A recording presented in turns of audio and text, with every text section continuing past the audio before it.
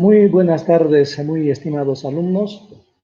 Eh, una vez que hemos concluido la anterior unidad temática relacionada con lo que es la relación médico-paciente, donde han visto un cúmulo de experiencias, de situaciones, de aspectos que son importantes y trascendentes en esta relación que implica arte, ciencia, empatía, como les decía. Ahora vamos a empezar a hablar sobre un tema también que es central, que es importante, que incluye algo que nos define, que nos caracteriza, que nos unifica, que nos hace únicos, pero al mismo tiempo nos hace compartir con los demás ciertos aspectos. Es la personalidad. La personalidad que tiene que representar básicamente la forma en la cual los otros nos ven, pero la forma en la cual nosotros sentimos, pensamos, actuamos, manejamos los mecanismos de defensa, experiencias que están en relación con el mundo. Vivimos el mundo, nos relacionamos con él a través de una forma determinada de ser. En esta clase vamos a hablar de este aspecto que podríamos añadir diciendo que la percepción, las memorias, el intelecto, las emociones son funciones parciales del organismo humano, están funcionando, pero los podemos analizar y ver de una manera parcial. La personalidad es una experiencia que unifica a todas estas actividades, a todas estas funciones, la va unificando. Quizás es el aspecto más estable que tenemos a lo largo del tiempo. Entonces, la personalidad podríamos decir que es un concepto inclusivo que expresa a la vez la individualidad que somos y también la totalidad de seres humanos que manejamos nuestra realidad de una manera determinada. Es difícil hacer una definición que pueda ser extensiva a todas las posturas, posiciones de las teorías psicológicas, porque tiene muchas facetas.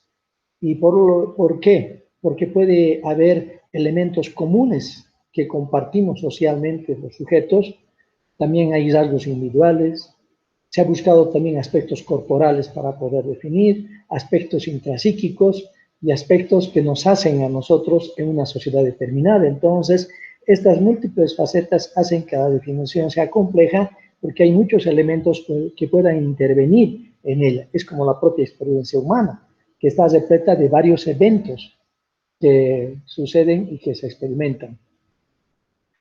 Dentro de la búsqueda de una definición adecuada, vamos a ver de que hay que diferenciar entre conducta y personalidad. La conducta es lo que se ve, es lo que se observa y esa puede ser cambiante. La personalidad es estable a lo largo del tiempo. Se va estructurando progresivamente durante el desarrollo, ya en la adolescencia se va configurando y supuestamente después de los 18 años ya se encuentra la personalidad con sus aspectos más importantes ya bien desarrolladas y caracterizadas. Justamente la palabra carácter proviene del griego karaso, que significa esculpir o grabar, aquella forma que ya está impresa en el sujeto. La palabra personalidad es más de origen latino, viene de persona, que significa máscara o careta, la forma en la cual nos representamos a los demás. Por lo tanto, al hablar de personalidad, tendríamos que decir que es la integración de la experiencia de un sujeto en todas las facetas y las áreas de su funcionamiento psíquico. Murray dijo una cosa muy interesante. La personalidad es posensorial y es premotora. Es aquello que ocurre después de que se junta la información y antes de que vayamos a hacer las cosas, también en la personalidad. Está inserta en la recepción, en la percepción y en lo que va a realizar como conducta frente a su propia experiencia. Como les decía, se va de tal y más o menos se va estructurando ya al finalizar la adolescencia, pero recordemos que siempre hay un tiempo para crecer, siempre hay un tiempo para mejorar ciertos rasgos, que es lo que vamos a ir viendo progresivamente. Entonces, lo que hace muy interesante a este tema que estamos abordando de la personalidad es que hay componentes comunes a todos y al mismo tiempo elementos peculiares. Y algunos componentes, como por ejemplo la inteligencia, la sensibilidad frente a los hechos, la flexibilidad de nuestra personalidad, tienen una base genética poderosa, al igual que las disposiciones temperamentales, como ser la explosividad, la vivacidad, la energía. Hay bebés que están descansando, están durmiendo, apenas un rayo de sol ilumina su rostro y ya se despierta, o un ruido que hagamos. Y otros bebés que duermen plácidos y tranquilos, aunque tengamos la tele encendida. Por ejemplo, ya hay ciertas características que vienen ya desde el momento del nacimiento. Otros componentes, en cambio, de la personalidad dependen más de los determinantes sociales. Por ejemplo, lo que se implican como valores, como metas, como prohibiciones, que nos da un determinado contexto social. Por lo tanto, podríamos decir que la personalidad tiene componentes genéticos que ya nosotros traemos en nuestra formación, y a la experiencia, a la sociedad, el manejo de la educación, la intervención de los padres, la cultura, también van imprimiendo. Y de esta manera, entonces nosotros somos una amalgama de cosas, de información que ya tenemos, también con la experiencia social. Habrá personas y autores que hablen más de la parte genética como una fuerza muy importante que imprime esa forma de ser a los seres humanos, y por otro lado habrá otros autores que remarquen mucho más los aspectos sociales de la experiencia. Entonces, se han buscado de entender la personalidad a través de modelos descriptivos y dinámicos. Descriptivos en función de unir la observación física de un sujeto con algunas hipótesis que vienen desde los tiempos griegos, y dinámico en función de las fuerzas intrapsíquicas que determinan el comportamiento de un sujeto y sobre todo la estructuración de la personalidad. Ya en el modelo descriptivo, uno de los primeros aspectos que se dio históricos que vamos a revisar está la doctrina de los temperamentos, creada por Galeno y desarrollada también por Hipócrates. Se decía que había 4 humores. En esta visión del equilibrio que debemos tener los seres humanos frente a la vida y el pensamiento griego de buscar el justo medio, se decía que los 4 humores eran la sangre, la bilis negra y la linfa. Estos 4 humores que estaban en el ser humano estaban equilibrados, y de esta manera se podía tener una forma de ser. Pero el desequilibrio provocaba ciertas características en cada uno de los sujetos. Por ejemplo, el exceso del humor de la sangre se llamaba sanguíneo, era un sujeto optimista, vivaz, pero si el humor que estaba mucho más presente era la bilis amarilla, el carácter era colérico. Si la bilis negra era la que estaba más representado, el sujeto era melancólico, taciturno, triste. Y si la linfa era la que estaba más representada en el organismo, el sujeto era apático, era indiferente. Entonces, es una forma de tratar de describir a través de una ingeniosa teoría la forma de ser de los sujetos. Platón tuvo una interesante observación y determinó que había ciertos elementos que estaban jerarquizados en el ser humano y que en la cabeza estaba la representación de la inteligencia y la razón, en el tórax la voluntad, abdomen, los deseos y las pasiones. Esto es interesante en función de que mucho de lo que nosotros vivimos visceralmente, a través de la percepción, a través de un sistema sensorial periférico, no solamente a través de los sentidos. Grinker, dentro de estos modelos descriptivos, un autor señaló que la configuración corporal o de estructura ósea no son índices adecuados de los procesos internos, porque se pensaba que había alguna correlación en ese sentido. Él más bien dijo que los niveles bioquímicos, niveles hormonales, actividades secretoras, neuroendocrinas, eran las que influían en el niño en relación con su ambiente personal. Carl Gustav Jung, dentro de lo que es el aspecto de la psicología analítica que estoy describiendo, él agarró y dijo que básicamente las dimensiones obtenidas del carácter era la condensación de ciertos rasgos que iban de entre la introversión a la extroversión.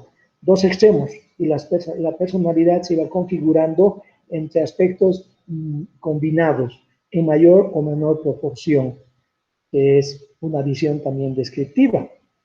Una de las descripciones más típicas que se ha desarrollado ha sido la tipología de Krejcimir, tratando de relacionar el biotipo físico con la forma de ser de los sujetos. Y esta viene a hablar la tipología de Krejcimir. Habló del sujeto pícnico, el sujeto atlético y el sujeto asténico. Entonces, la tipología de Krejcimir, que se basó más en pacientes, y esa es una observación que le hace, supone que La enfermedad mental es una exageración de una tipología normal. El pícnico, el sujeto que es un poquito bajo, regordete, cachetón y todo esto, su forma más o menos normal sería ciclotímico, pero en la patología podría ser la característica de un trastorno bipolar, de una alteración importante del afecto y el cambio en la forma de ser extrovertido, hablador, acelerado, con su pensamiento muy apresurado y todo esto, y depresivo. Entonces el clínico podría ser así. El atlético era un sujeto más bien temperamental e impulsivo, que también él llamó viscoso, pero era alguien que en la fortaleza física estaba más su forma de relacionarse. El leptosómico o asténico es el sujeto delgado, enjuto, alto, su forma caracterológica podría ser el esquizofrénico, aislado, reservado, con pocos amigos, que en la patología se podía ir hacia el sujeto que podía ser esquizofrenia. Y el displásico era más un sujeto que combinaba este tipo de caracterología. Esto como aspectos e intentos históricos de tratar de unir la descripción con la forma de ser de los sujetos. Sherlock también aportó, otro de los autores, y dijo de que de acuerdo a la presencia de mayor desarrollo de ciertas áreas de las capas del desarrollo donde podría venir el ectodermo, el mesodermo y el endodermo, habló de que había una forma de ser. Por ejemplo, dentro del desarrollo de las capas ectodérmicas, las características somáticas que vienen del tejido nervioso o la piel, la tipología física sería de un sujeto llamado ectomorfo. Su tipología mental característica era cerebrotónico y el temperamento que correspondía a esta teoría del desarrollo, cada vez más de la potencia ectodérmica, era ser un sujeto rígido, rápido, cerebral, dinámico, pero severo en sus apreciaciones.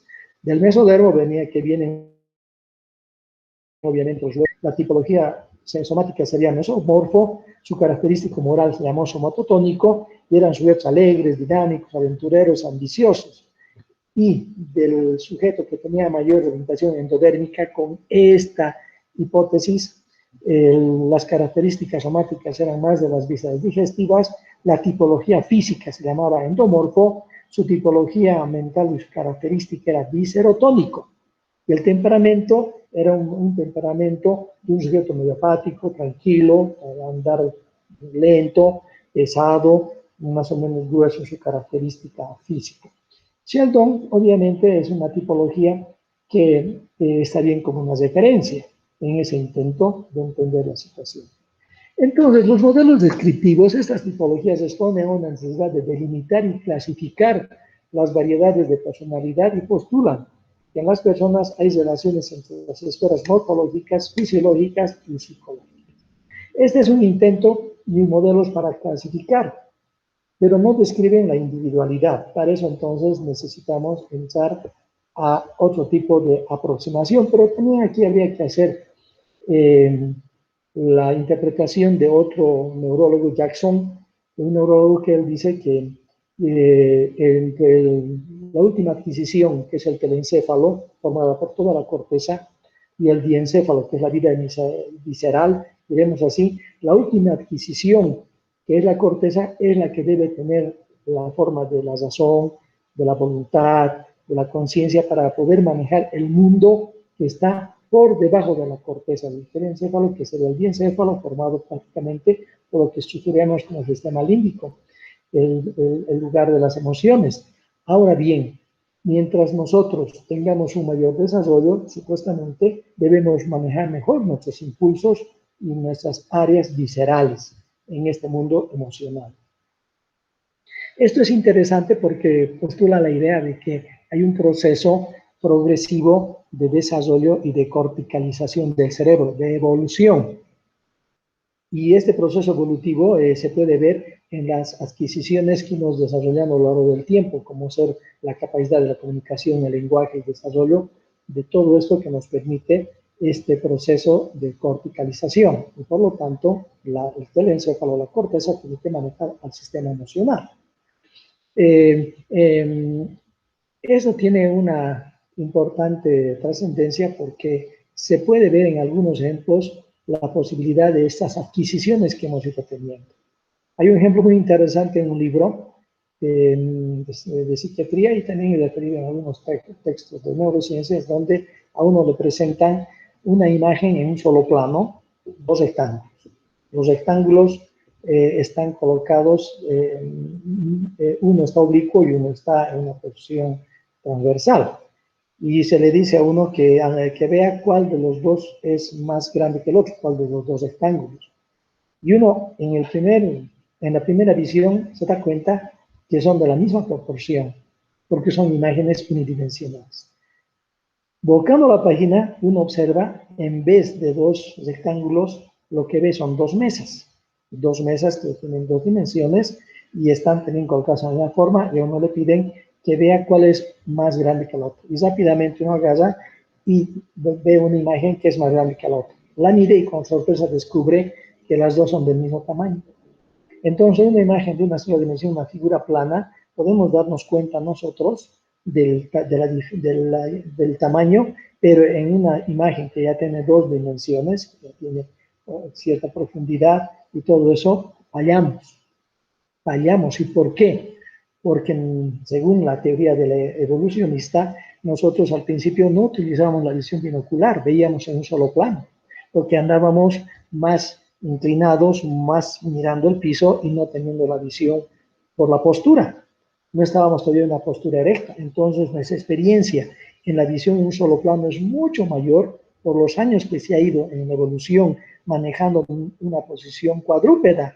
Y cuando hemos encontrado y hemos alcanzado la posición bípeda, entonces la vista ha empezado a tener profundidad. Hemos empezado a tener la visión binocular y hemos empezado a ver en profundidad y a distancia.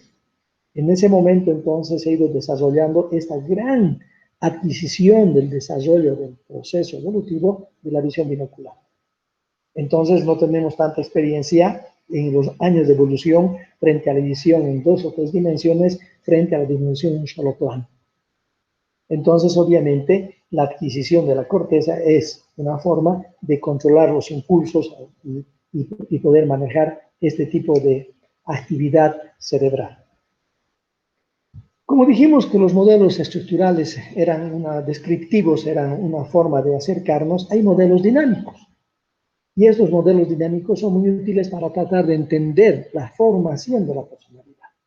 Entonces, los modelos dinámicos plantean la posibilidad de que hay un conjunto relativamente permanente de tendencias que orientan las formas individuales de sentir, de pensar y de actuar.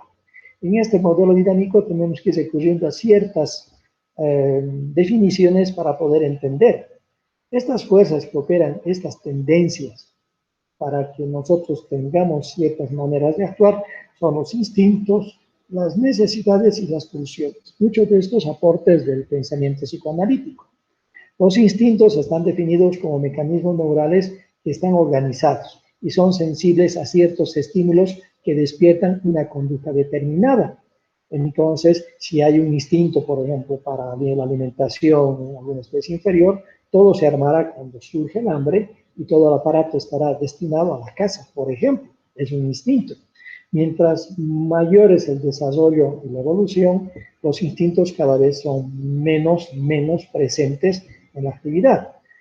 Las necesidades que están más cerca a lo que representa el ser humano son expresiones del medio interno que impulsan a restablecer el equilibrio que es captado por los sensores del organismo, el placer, el hambre, la actividad sexual, y una necesidad muy interesante planteada en los seres humanos, necesidad de exploración. El ser humano por sí solo, como una necesidad presente ya en la vida, tiene la necesidad de indagar, preguntarse, ir más allá. Pero hemos llegado a la Luna y por eso hemos llegado a Marte y vamos a seguir viajando en el cosmos por esta necesidad exploratoria que tiene el ser humano. Y la pulsión, que es la cantidad de fuerza dirigida a conseguir una meta.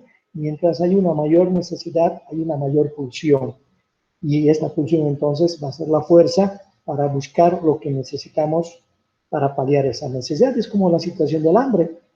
Si uno tiene un poco de hambre, bueno, podrás retrasar un poco la ingesta de alimentos, pero si la necesidad, la sensación de hambre es muy grande, habrá una mayor fuerza, una mayor premura para poder paliar esta necesidad. Esto es interesante como una forma dinámica que va a surgir del sujeto. La información que reciben los centros nerviosos entonces provienen del medio interno, como son las variaciones morales, quimioreceptores, órganos de los sentidos, entonces, que van surgiendo y que van creando estas pulsiones para luego satisfacer. En el modelo dinámico de personalidad ya tocamos, y hay que entender entonces que Freud explicó mucho de la conducta humana y en la formación de la personalidad y del comportamiento humano, que había dos fuerzas que determinaban toda esa capacidad instintiva, toda esta pulsión que hay en el ser humano. Y uno era Eros y otro era Thanatos. Eros es el principio de la vida, la libido también que se llamó, el desarrollo hacia la vida, hacia la generatividad. Y habló de los instintos de destrucción, llamado Thanatos. Y decía que el ser humano tiene la tendencia a volver al estado inorgánico, de donde venimos. Y de esta manera, entonces, había un instinto de destructividad. Esto explicaba el suicidio, explicaba la violencia, más allá de la agresión, la violencia, el daño hacia el otro, en fin, es una forma de destructividad.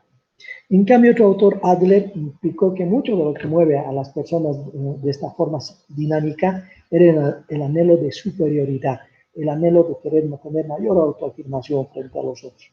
Erich Fromm, que postuló mucho las fuerzas de las sociedades sobre el moldeamiento de la personalidad, habló de la biofilia versus la necrofilia, que en realidad es amor hacia la vida y también una tendencia hacia la muerte. Konrad Lorenz, que fue un etólogo que estudió muy bien las conductas de los animales y las traspoló hacia la actividad del ser humano, habló de funciones agresivas intraespecíficas primarias que tenían que ver con la conservación de la especie. Y esta era otra de las cosas que estaba presente en la conducta humana y que al final de cuentas lo que más mueve es la conservación de la especie. Y obviamente iba en contraposición con los aspectos de Thanatos o necrofilia. Pero es una interesante situación recordar que buscamos preservar la especie como una conducta presente en la conducta humana. Gordon Allport, otro autor, habló de autonomía funcional de los motivos, pues dijo que una conducta puede convertirse en un fin determinado. Y el grado de autonomía de estas motivaciones es una medida de la madurez del ser humano, poder ser más autónomo de estas motivaciones. Y es el camino del crecimiento y el desarrollo para Gordon Allport. ¿Sí? Entonces, Freud y Fromm tuvieron dos visiones sobre la estructura de la personalidad. Y estas dos visiones que todavía se mantienen y que tienen una importante presencia en el pensamiento de la formación de la personalidad, es que Freud habla de fuerzas esencialmente dependientes del organismo y tiene una visión muy biologicista en relación a que es parte de toda la genética que se manifiesta. En cambio, Fromm-Suleiman hablan de una preeminencia de condiciones de la naturaleza social del hombre, es decir, ellos abordan, sobre todo Fromm, en el aspecto de que las sociedades, la relación con los demás, la fuerza de la cultura son importantes para el moldeamiento de la personalidad. De esta manera, siguiendo el modelo dinámico de la personalidad, la conducta humana no puede ser explicada solo por motivos racionales. Existen procesos irracionales e inconscientes que están presentes en la conducta del ser humano y en la manifestación de la personalidad. Este motivo inconsciente, que vamos a revisar un poco en su visión topográfica de la mente de Freud, lo abordo a través del análisis de la transferencia que hemos revisado, que es la relación que hay con el otro en los aspectos inconscientes, la interpretación de los sueños que busca entender toda esta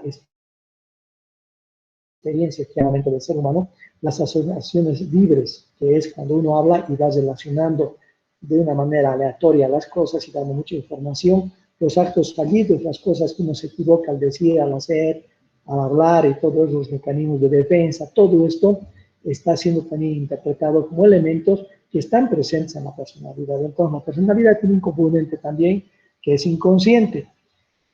Por lo tanto, Es muy importante recordar, según el pensamiento psicoanalítico, que hay una tendencia al autoengaño, que no debe ser ignorado en el estudio de la personalidad, porque los seres humanos necesitamos tener la mejor visión de nosotros mismos, necesitamos buscar nuestra mayor seguridad y autoafirmación frente al mundo. Entonces, simplemente para recordarles que en esta visión topográfica de la mente, que vamos a desarrollar completamente tanto el modelo topográfico estructural en el tema del pensamiento psicoanalítico, vamos a decirle que recordar que hay una parte consciente, una parte preconsciente y una parte inconsciente. En la parte consciente, los seres humanos nos damos cuenta y nos percatamos de lo que hacemos.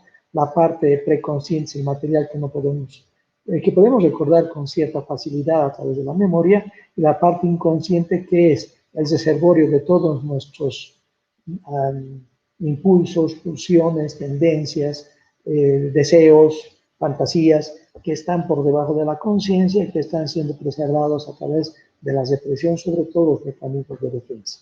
Este inconsciente es lo que determina mucho de la conducta del ser humano. Eso también está presente en la personalidad. Por ese motivo es que lo traigo a colación. Basándonos en este tipo de pensamiento, Freud postuló que había ciertos rasgos del carácter que había que tener presente y que iban a formar la personalidad.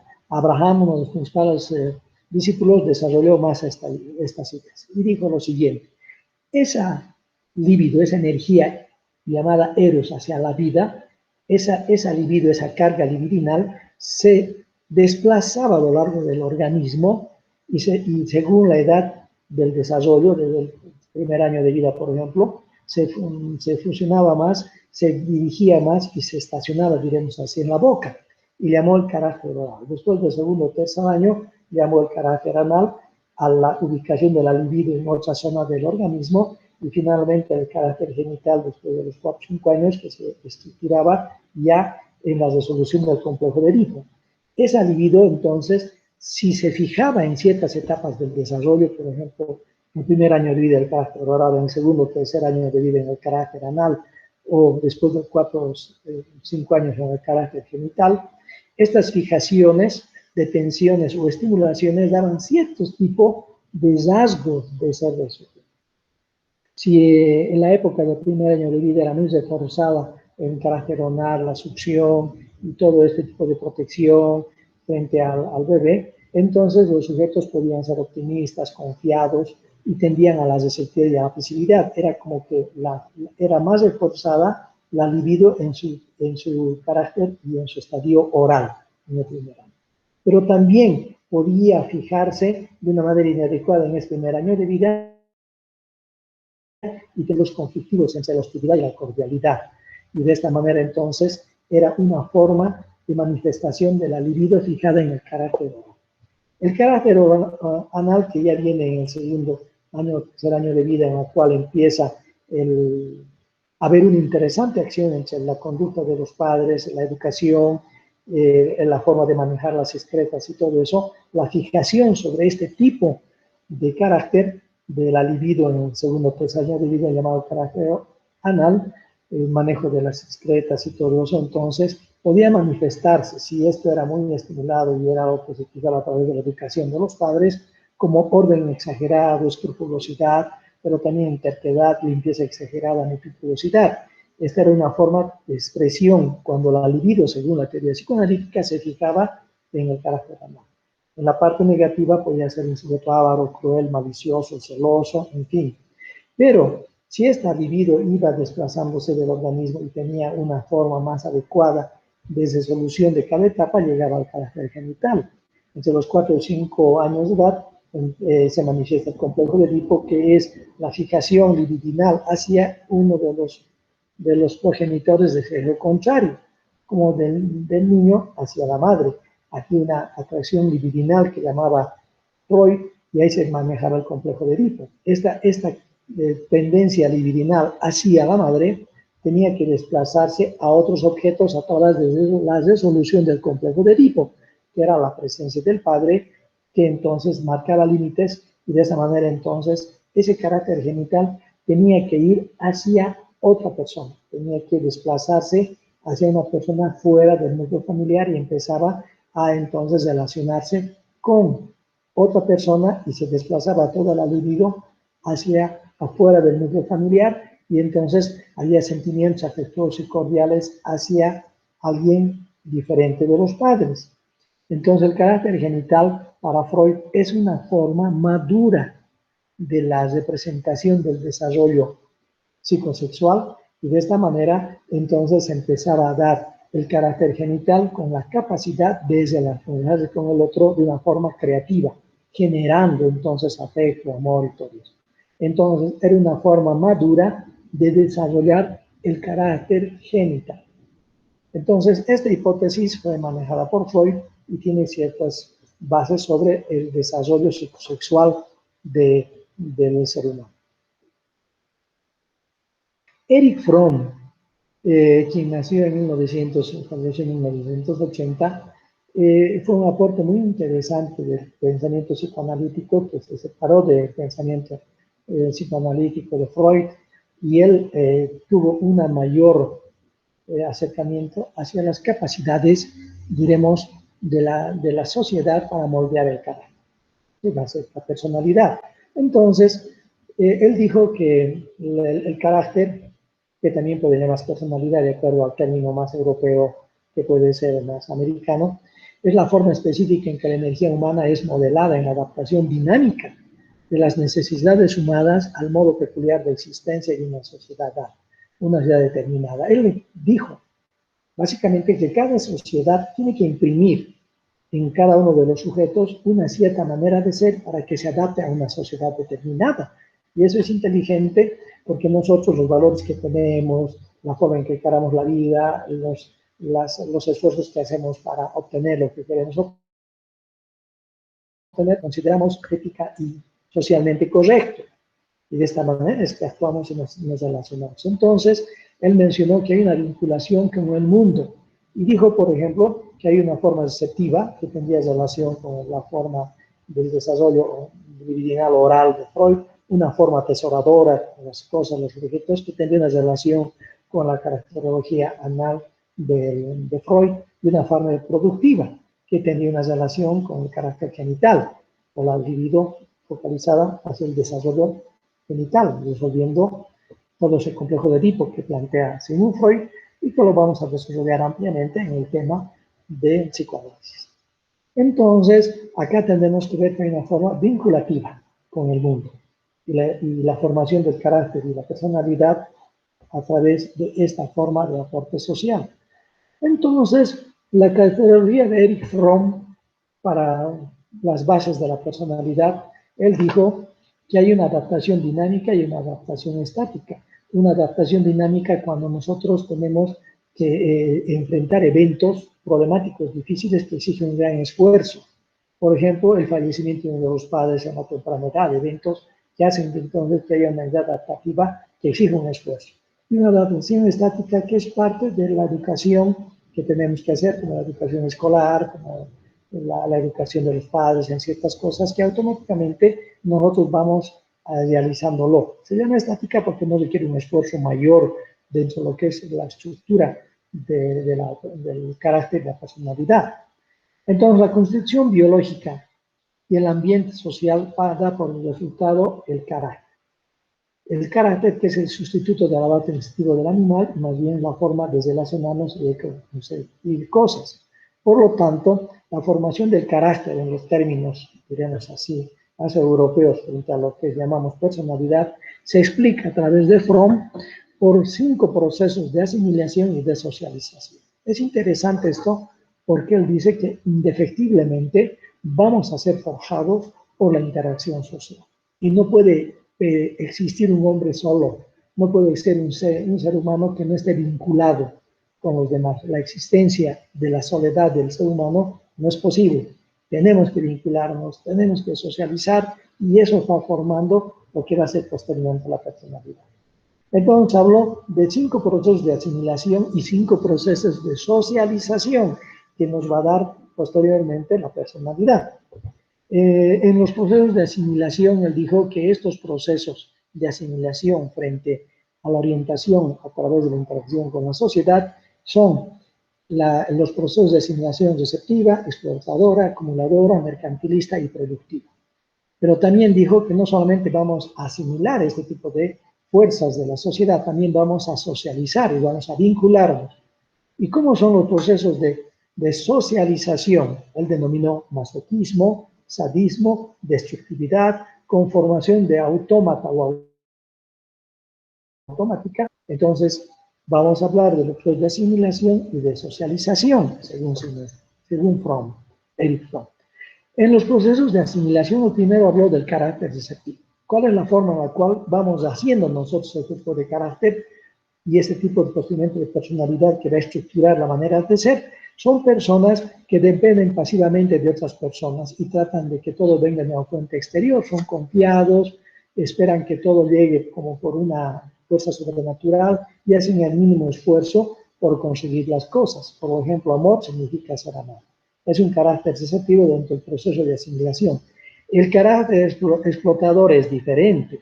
Son personas que tratan de tener por medio del engaño por la fuerza lo que quieren. Son suspicaces, son envidiosos, son celosos, juzgan a la gente por su utilidad, entonces tienden a explotar al otro. Ese es un proceso de asimilación. El carácter atesorador dentro del proceso de asimilación es la tendencia a la acumulación y al ahorro. Son personas miserables con su dinero, con sus pensamientos y con sus sentimientos. Tratan de no aportar suficiente, más bien se guardan para ellos este tipo de experiencia. Por lo tanto, amor significa posesión, porque tienen esa tendencia que llamamos carácter atesorador. Es interesante dentro del proceso de asimilación referirnos a Freud dentro del carácter mercantilista. Y dice Erich Fromm que este sería más o menos la personalidad actual, la mayor presencia de la personalidad actual. Se valoran las personas en función de su éxito, en función de mostrarse frente a la sociedad y de utilizar la personalidad como algo que obtiene ventajas. Y sobre todo en el aspecto de la seguridad económica y todo eso. Tanto así que él dijo, es la venta de la propia personalidad, el carácter mercantilista. Y finalmente, dentro del proceso de asimilación, Fromm estaciona en el carácter productivo. Aquí ya es una forma madura de la asimilación frente al mundo. Implica que el sujeto es alguien que ha logrado vencer ciertas etapas que se muestra en un grado de mayor productividad frente al mundo.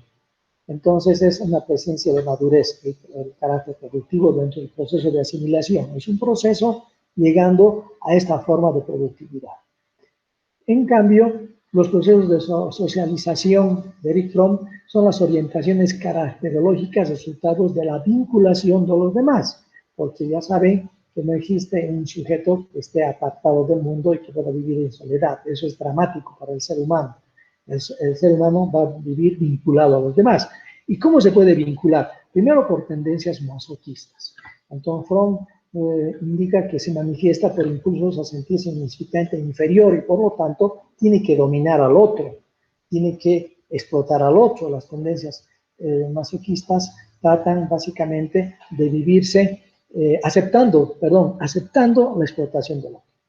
Son personas que al sentirse inferiores son incapaces de ser independientes y libres, necesitan de la otra parte, del individuo sádico. Entonces, masoquismo y sadismo están muy bien compenetrados. Aquí estamos hablando del masoquismo, en el cual el sujeto se siente inferior e insignificante y no puede ser independiente, necesita del otro. Y entonces, las tendencias sadistas son la otra cara de la moneda y de esta manera, las tendencias sadistas, como un proceso de socialización, hacen que otros dependan de uno. También pueden manifestarse las tendencias sadistas, además de gobernar sobre los otros, los explotan. También hacer sufrir a los demás o gozar con el sentimiento ajeno. Las tendencias sadistas y masoquistas están unidas y uno necesita del otro. El proceso de socialización masoquista requiere de alguien sadista y el sadista requiere también de alguien masoquista. Y de esa manera se interactúan. Y alguien dijo, algún autor dijo, pero también está presente, eso puede estar presente un solo sujeto. Un sujeto que recibe un castigo del jefe para funcionar bien y todo esto, y asume el sufrimiento y el sometimiento, pero al mismo tiempo este sujeto explota a los que están por debajo de él en su cadena de autoridad. Es interesante, entonces, en cierta manera tiene una fase, unos rasgos masoquistas al aceptar el sufrimiento y el maltrato, pero al mismo tiempo él maltrata a los subalternos. Entonces, es interesante esto, pero básicamente Fromm explica con esta interesante forma de socialización, tendencias masoquistas y tendencias sadistas. También habla Fromm en el proceso de socialización que hay personas que tienen una manifestación llamada conformación de autómata, y también tiene su origen en la soledad y en la impotencia, y tienen un pseudo-yo. Se acoplan a todo lo que quiere la sociedad sin ningún tipo de crítica. Aceptan las cosas sin poder poner límites y están pues conformándose con todo lo que la sociedad le puede dar, y son personas que siguen. No van a ser líderes, van a ser siempre seguidores. No van a ser alguien que pueda dirigir, sino van a aceptar las cosas y se van a acomodar. La destructividad es una experiencia de socialización muy complicada, muy difícil, en el cual el sujeto no solamente busca dominar como en las tendencias sádicas, sino a destruir. Entonces, este es un gran problema. Se dice Fromm que estas tendencias de destructividad que existen en la realidad, vemos esto en muchas relaciones, en muchos aspectos, tiene su base en un sentimiento de impotencia y aislamiento.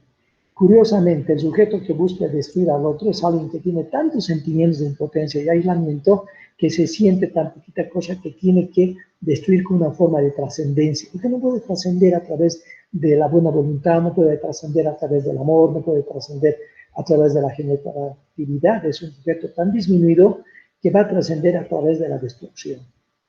¿Cómo se puede trascender a la vida? A través del amor. Pero estos sujetos con esta conformación de la destructividad van a tratar de trascender a la vida a través de destruir. Entonces, ¿cómo puede explicar esto en este complejo sistema de destructividad por un proceso de socialización obviamente inadecuado? Y finalmente, Fromm, forma en la cual deberíamos estructurar nuestra caracterología de personalidad, que es a través del amor, que es la forma productiva de la relación con otros y con uno mismo. Esto es muy importante señalar que este proceso de crecimiento personal tiene que ir dejando estructuras anteriores y tratando de que el proceso de socialización, de vinculación nos lleve hacia la forma de amar al otro. ¿Y qué significa el amor para Fromm?